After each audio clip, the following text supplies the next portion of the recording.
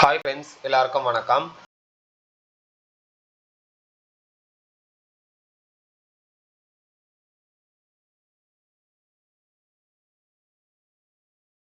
இன்னைக்கு வந்து பார்த்தீங்கன்னா ரயில்வே டிபார்ட்மெண்ட்ல இருந்து தான் ஒரு ஜாப் ஆப்பர்ச்சுனிட்டிஸ் வெளியிட்டிருக்காங்க. இது முழுக்க முழுக்க பார்த்தீங்கன்னா ஒரு சென்ட்ரல் கவர்மெண்ட்டுக்கான ஒரு ஜாப் ஆப்பர்ச்சுனிட்டிஸ் தான்.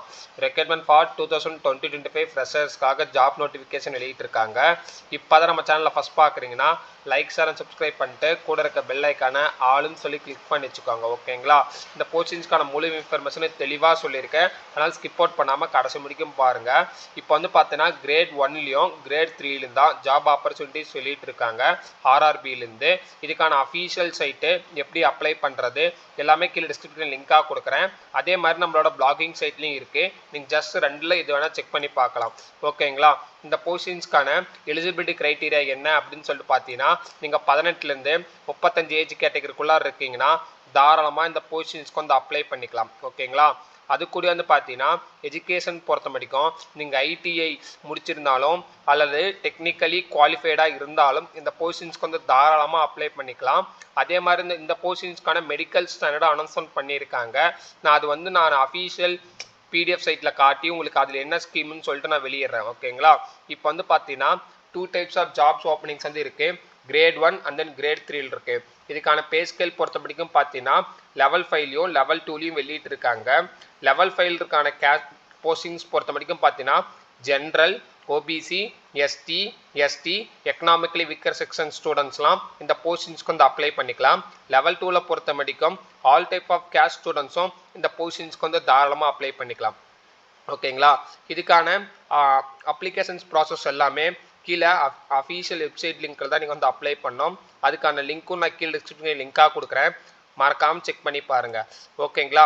இந்த போஸ்டிங்ஸ்க்கான எக்ஸாம்ஸ் என்னெல்லாம் கேட்பாங்க அப்படின்னு சொல்லி பார்த்தீங்கன்னா மேத்தமெட்டிக்ஸில் கேட்பாங்க, அப்புறம் ஜென்ரல் ரீசனிங் ஓரியன்டாக கேட்பாங்க, ஜென்ரல் சயின்ஸ், அப்புறம் பார்த்தீங்கன்னா ஜென்ரல் அவேர்னஸ். இதில் இருக்க 4 டாபிக்ஸ் தான் வந்து கொஷின்ஸ் வந்து கேட்பாங்க. டோட்டல் நம்பர் ஆஃப் கொஷின்ஸ் பொறுத்த வரைக்கும் 100 தான். ஓகேங்களா?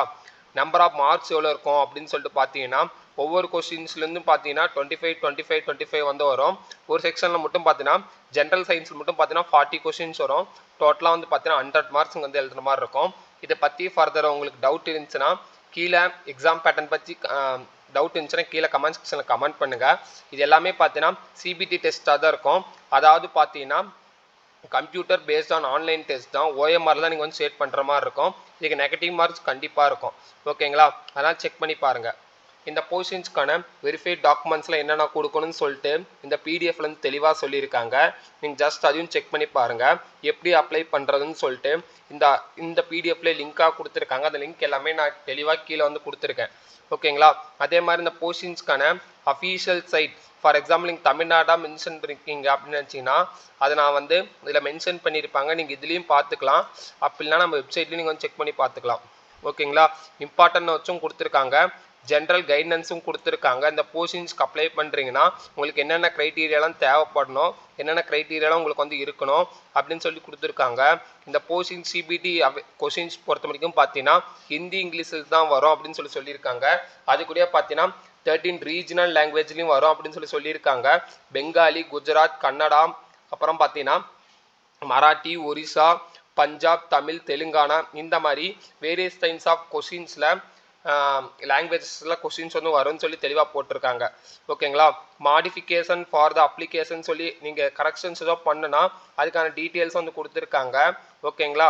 இந்த போஸ்டிங்ஸ்க்கு வந்து அப்ளை பண்ணுறதுக்கான ஃபார்ம் பொறுத்த வரைக்கும் பார்த்தீங்கன்னா 250 வந்து அப்ளை பண்ணுற மாதிரி இருக்கும். ஓகேங்களா?